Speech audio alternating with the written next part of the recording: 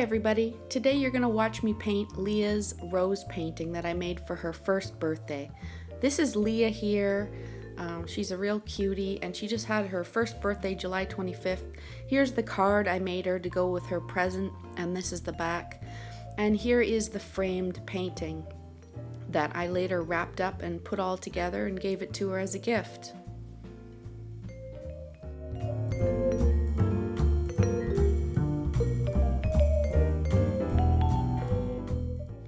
So I debated whether I should do a voiceover on this video or whether I should just let it play and let people watch me paint. So please leave me comments as to whether you would like to hear me speak or about the painting, or just watch long paintings like this.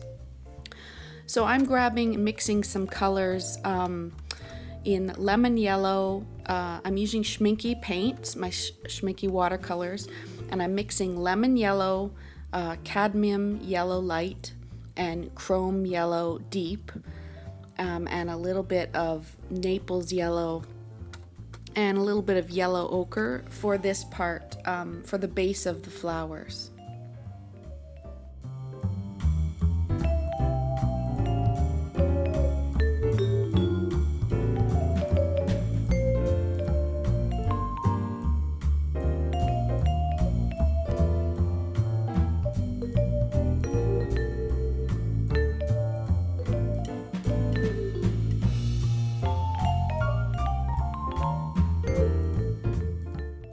So for the first glazing of these petals, in general what I'm doing is I'm leaving the outer part of the petal cool and light, and I even go and put some blue on the edges of the petals to imply white, or going very light. And then as the petal goes to the center of the flower into shadow, I'm going on the more deep, the darker and the warmer side. And with these Schminky watercolors, I'm using a wet brush to just take away some of that color in the areas that I want it to be lighter. So it's very forgiving, these watercolors. They're very easy to lift off, and so it's just a matter of playing around and dotting on color and letting it mix in, and just adding the shadows where you want them to be, and glazing colors over colors.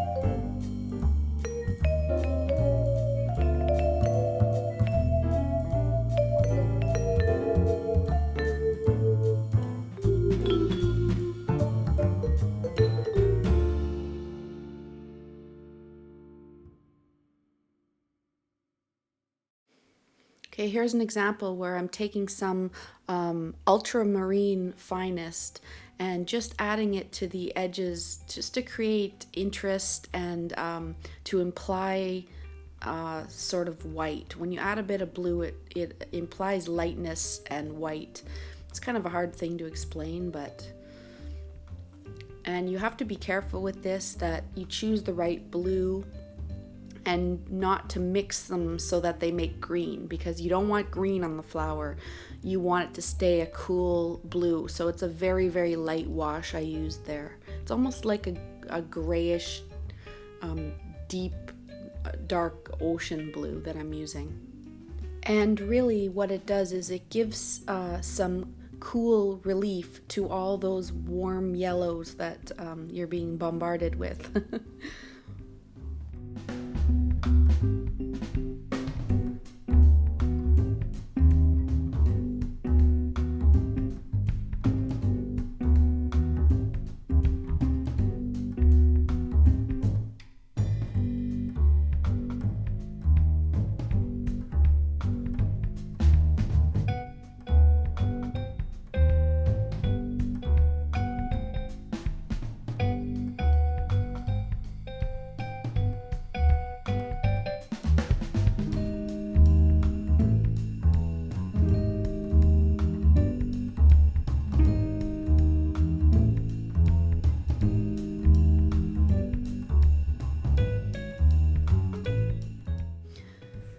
So you'll see me using my little rolled up piece of paper towel there a lot and just dabbing up stuff.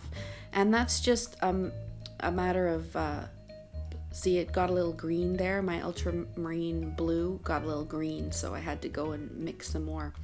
But what I'm doing there with the paper towel is just softening edges. I'm just going with my brush and scrubbing over any hard lines that I see where I don't want them. Sometimes the hard line gives that gorgeous watercolor look, very painterly look, but sometimes I don't want it. So and so another thing is you can put the color on the page and it soaks in a little bit, and then you dab it right up and it gives a really nice look, and you just keep, you know, putting it on, taking it off, putting it on, taking it off.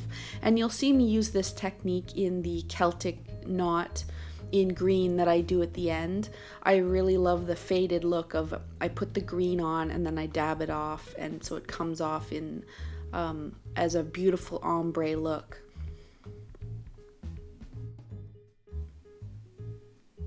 See, and right here I kind of leave a little bit of those hard edges, and that implies veining in the leaf, or I just like the way it looks, so sometimes I leave it a little bit hard.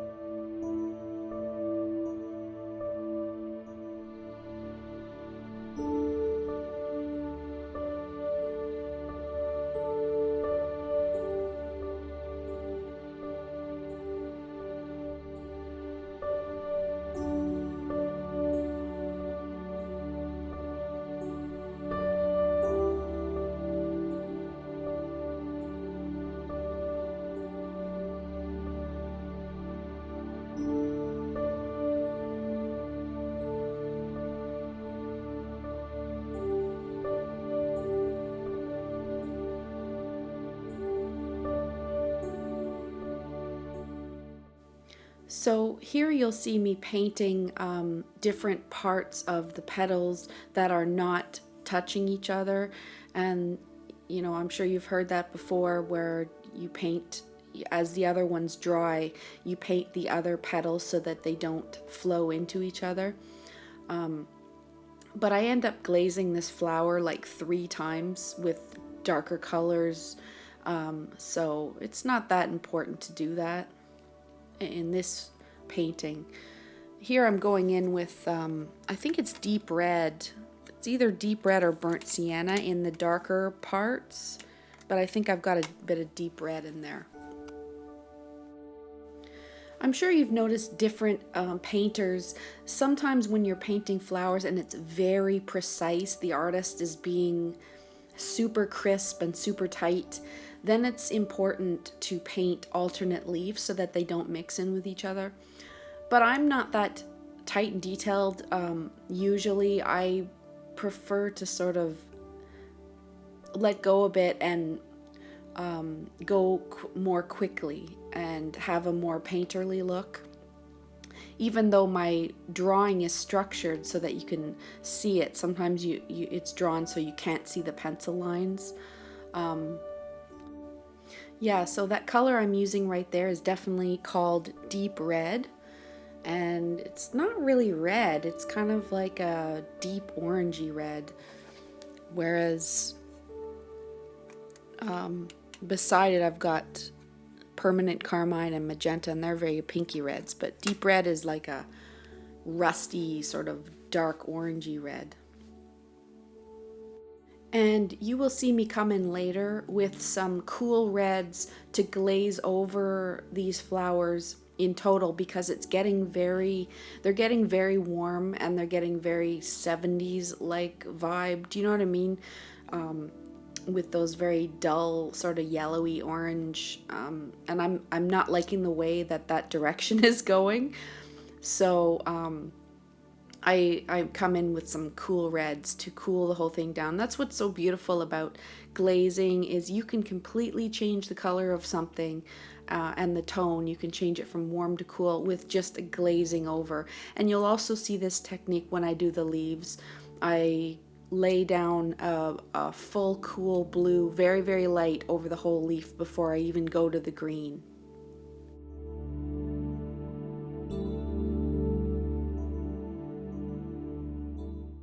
Now on this flower, I've hit the sweet spot on the ideal dampness of the flower, in that it's not too wet and it's not too dry, and it's just wet enough so that when you put on some color, it just melts perfectly into the other colors that are there.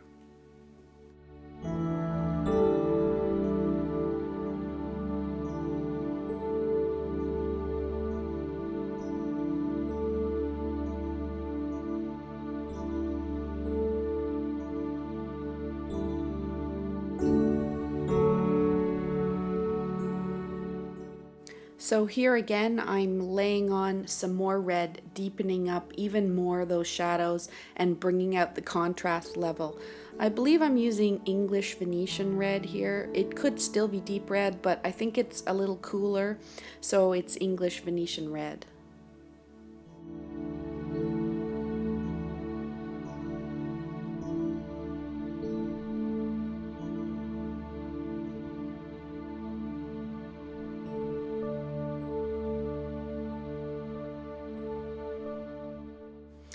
Nope, I lied. As you can see here, which I'm glad I showed this, it's actually permanent carmine that I'm using. So it's a little more pinkier blue red, and this is really a significant step in the painting, as it really it cools the whole thing down, because I was getting a little hot under the collar there with all those warm golds and stuff, because I was using way more golds than the lemon yellow, and the lemon yellow is the cool yellow, but everything else was pretty warm. So here I'm glazing on into the shadows some permanent carmine, and it's going to cool the whole thing down.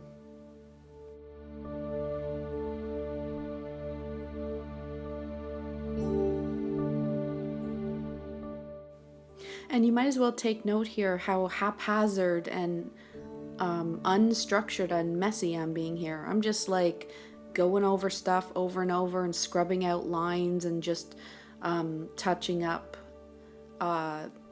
making the contrast step out. You know, this could be a sign of inexperience, actually, because people who are experienced may have done it correctly on the first time. I'm not sure, because I'm a self-taught artist, but that's just the way I do it.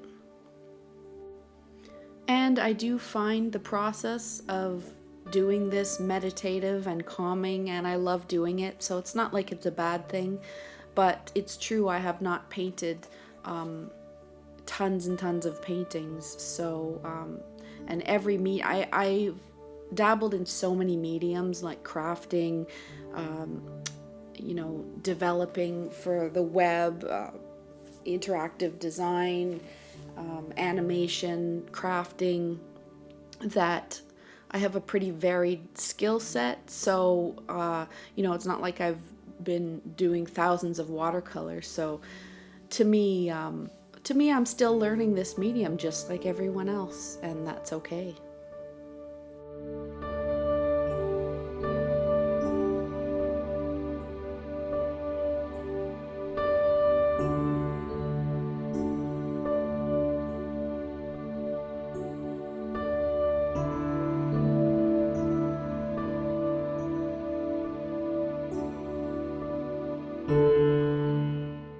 So here I'm just spraying down my ceramic palette with some water and giving it a quick wipe, and I recommend a ceramic or porcelain palette to anyone. I think mine's glazed ceramic, so it's not as good as a porcelain one, but eventually I'm going to get a porcelain one, and I just love it.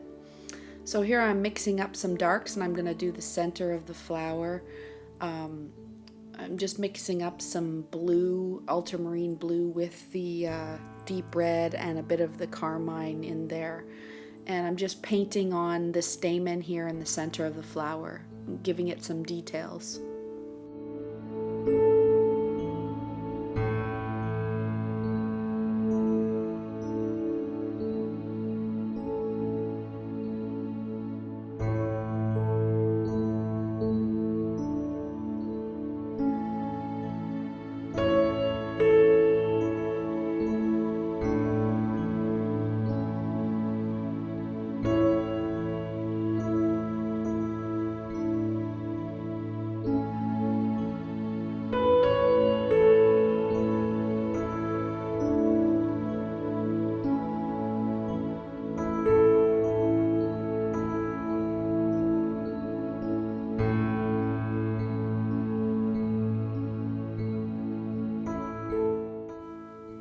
So here I'm mixing up some ultramarine finest blue in a very, very, very washed out, that means with a lot of water, version.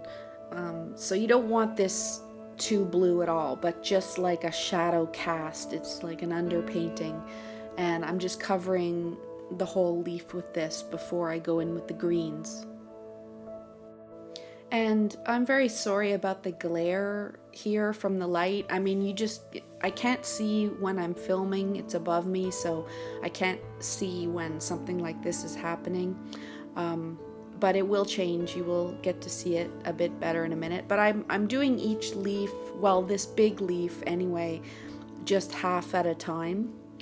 And so I'm actually mixing my own green here with the blues and the yellows from the painting, and I'm using phthalo green and May green and the yellows and the blues to mix, 4 different varied greens. But also the thing you have to watch out for here is, and I've made this mistake a long time in the past, but you want to use the same green mixture, either mix enough for the whole painting, or you want to be conscious of which colors you're using so that you can use that same green in all the leaves in the painting. Because if you run out of your mixed color and then you go to the next leaf, and then you mix a different color, it's gonna look a bit weird, and well, it could look weird, but you want to make sure you're using the same green and the same look for each of the leaves. So it's just something to be conscious of.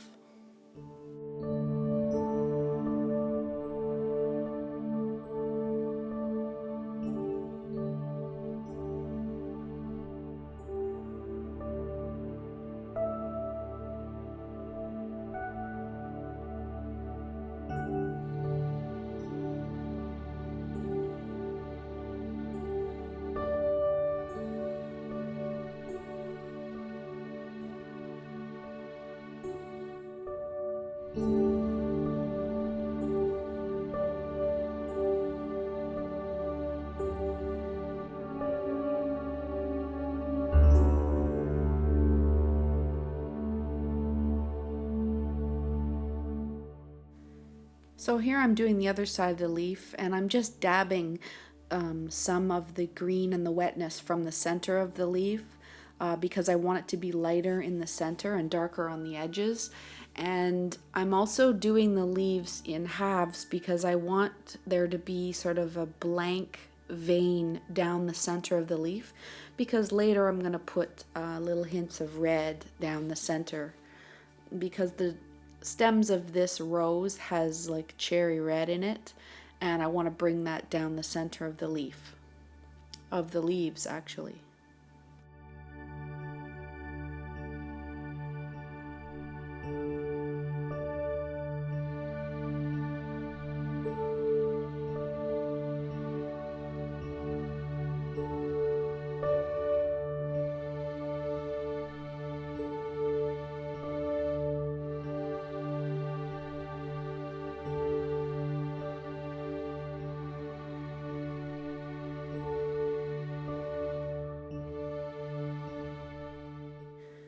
So here to describe this process, I'm just dabbing away some of the paint to create highlights and then drawing sort of jagged lines back in, and that will indicate little whitish or lighter green spots on the leaf.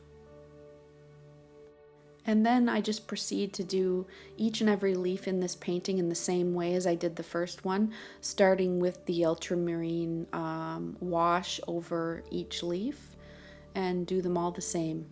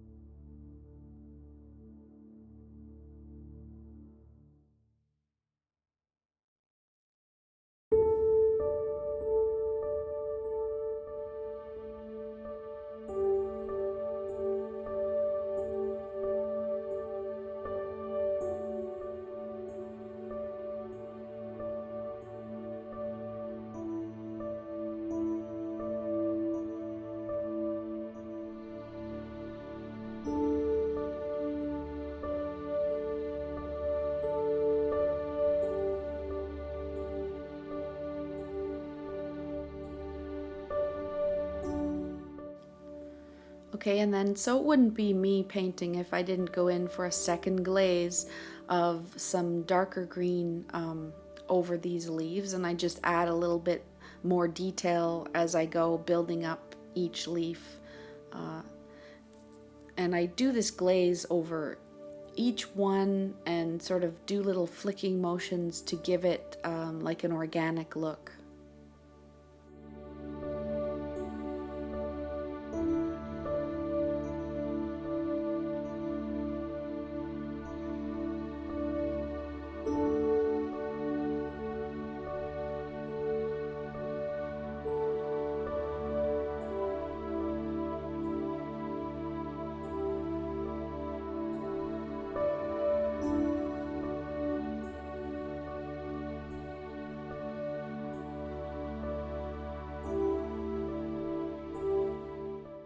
And here I actually realize I've painted a leaf in the yellow as if it was the flower, but it's not, it's the leaf. But that's easily fixable with these superior paints. I just went over it in green, the same green, dabbed it up, went over it in the same green again, dabbed it up, and then pretty soon it just looks like any of the other leaves. And the same thing happened in here. I painted something as a flower that should have been a leaf, so I just painted over it in green, lifted it up, and did the same thing. And after a little bit of doing that, you can't tell the difference.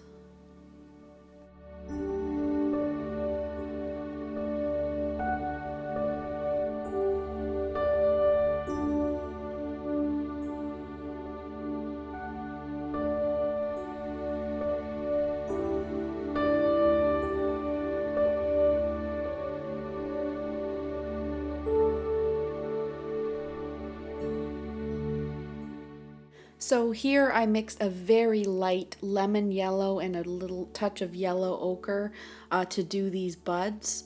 They're super light, and then I'm going to edge them with a glaze on the side of some green, and then finally when that's sort of drying, I'm going to edge the side again in like a cherry permanent carmine.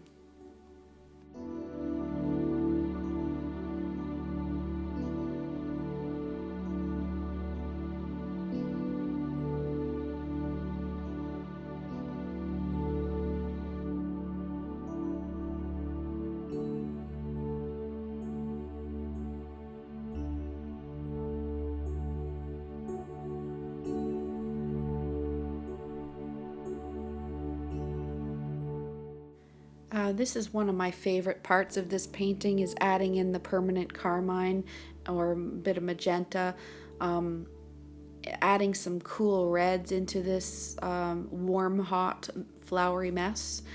I love the little buds, and I love the little cherry color on the end, and I like making the sharp points on the end of those buds in like a darker carmine. And I think that's what really makes this painting, is the red in the buds and also in the stems of this rose flower.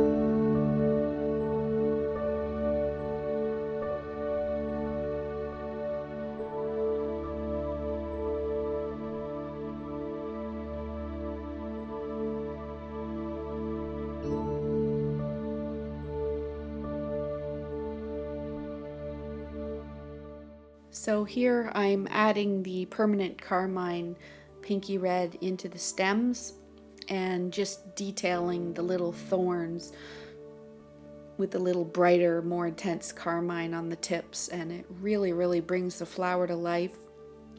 And in the end, I chose a cherry frame for this painting because at the store, when I put the frame over the painting, the cherry frame just brought out those cherry details in the painting so well. The person at the framing store gasped and said, "Oh, that's the one." So I chose that one. It just ended up looking beautiful in the cherry frame because of all these little cherry red details on the flower stems and in the buds.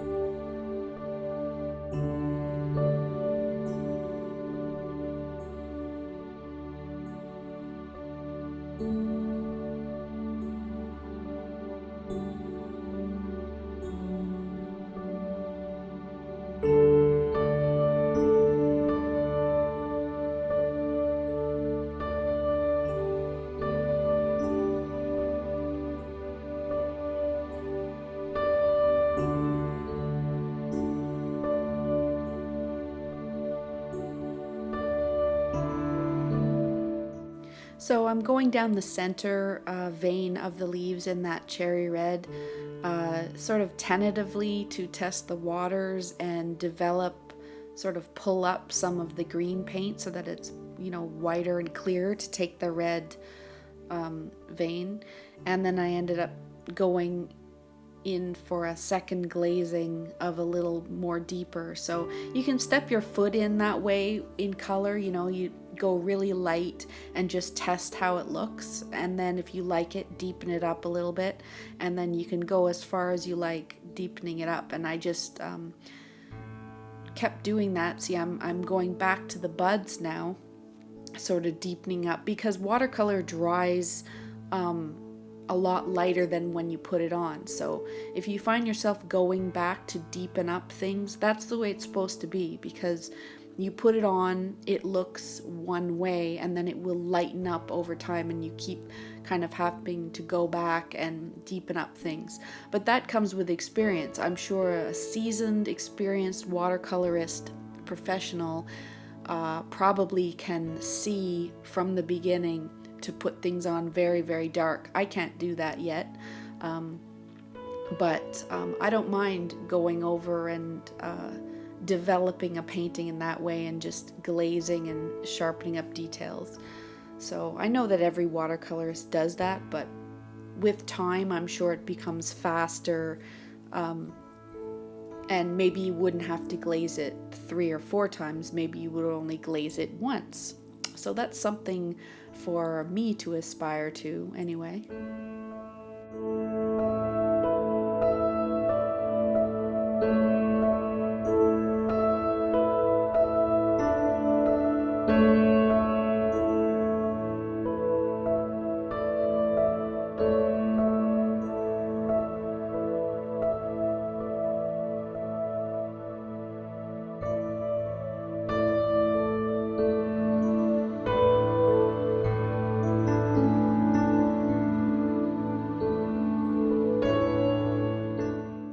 Okay, so I've just cleaned out a little clean spot here on my palette, and I'm mixing some, actually, I think it's Prussian blue here. It's not, it could, I'm sorry, I don't know whether it's ultramarine or Prussian blue, but it's definitely a cool, clear blue. And I'm going to do sort of a background. So what I'm doing is just watering it down a lot, and then I'll just go and drop some of the blue color in and let it spread out. So I'm wetting it all down first and then slowly dropping in the blue and letting it do its thing. And I'm going to do that all around the whole painting, and it really does change the look of the whole thing because it cools the whole thing down and stops it from looking like the flowers are just floating in the air, sort of thing.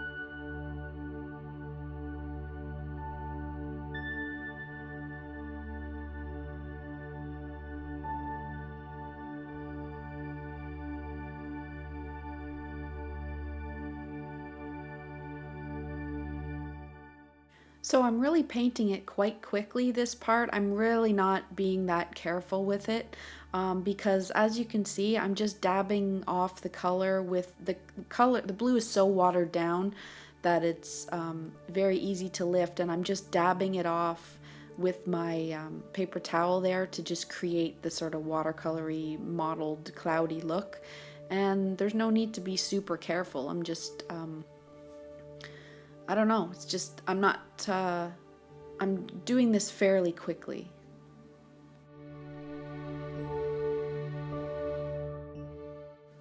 Okay, so now that the painting is finished, I'm going to show you my process of doing the words. So I sketched out the Leah name and the little Celtic knot I wanted to use, and then I'm going to use my light table to transfer it. But I sketched it out here and I combined the L and the I. Here I quickly painted it, so I want to make sure the colors I wanted to use were good, and I wanted to test, did I want the letters in dark green and then light green, or did I want them orange to match the flowers with the green outside of it. And I like the one on the right, I like the A the best, so that's the one I went for. Here I'm just practicing using my pencils to see which one is the lightest, it's the best, because I don't want the pencil to show on the name here.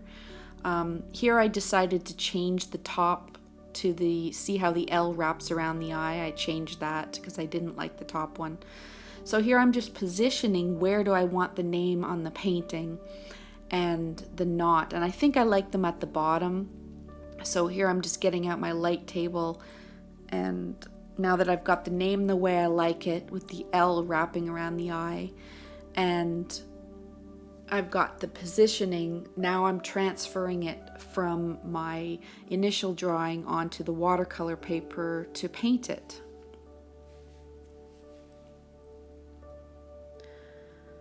So here I'm just erasing the very light pencil, and I've turned off the box to see what it looks like. And I'm just touching up a few knots here because the knots have to work, otherwise it looks weird. So here I'm just picking my brushes. I need very small brushes for this detail work of the letters and the knot. It's different than the painting.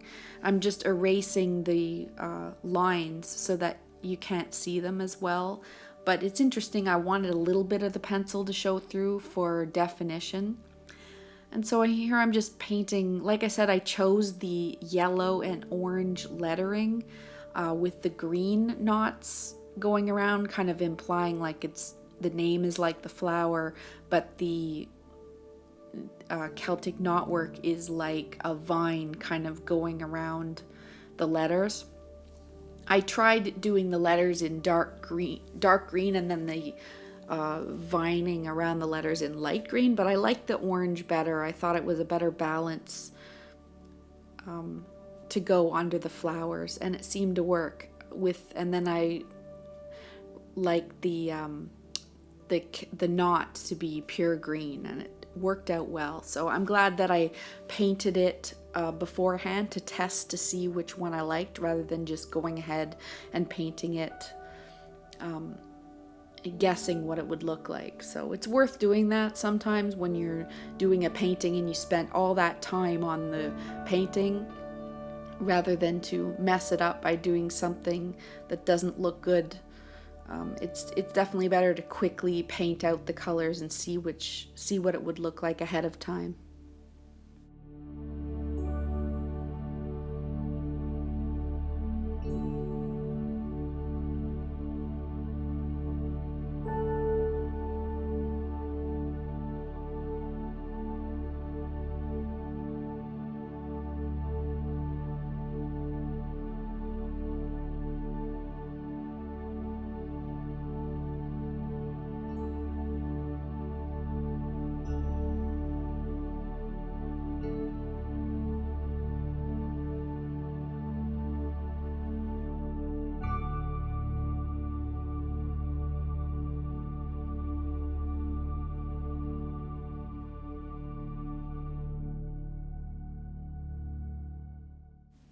So it's interesting, I'd first done the Leah in that So there was a lot of contrast between the yellow and the hot orange there at the bottom, and I ended up not liking it. It just stood out too much, so I ended up toning down those oranges at the bottom a lot. They were a lot more contrasty, and I'm very sorry I lost the footage of me painting the vines around the word. I don't know where that footage is, or if I didn't film it or what, but I can't find it. But it's basically the same as this that I'm doing here with the Celtic knot, although I didn't employ this method of painting the green and then lifting it off again for that sort of mottled Celtic-y look. I don't know, but I love it. I'm going to use this. I'm going to do this again because I just love the way it looks. And I didn't do it in the vine on the name, but it might have gone together a bit better if I'd done it on the name, but I think it looks fine.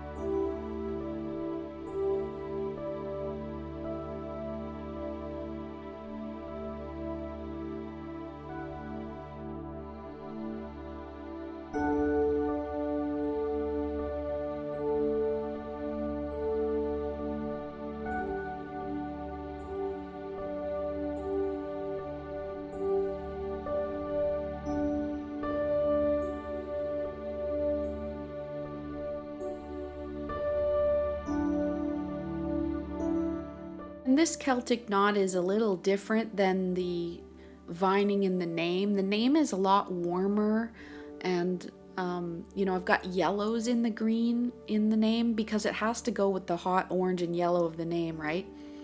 Of the Leah name. But this Celtic square seal is done mainly in this one green color with a little bit of yellowish green in there, but it's mainly a lot more cool.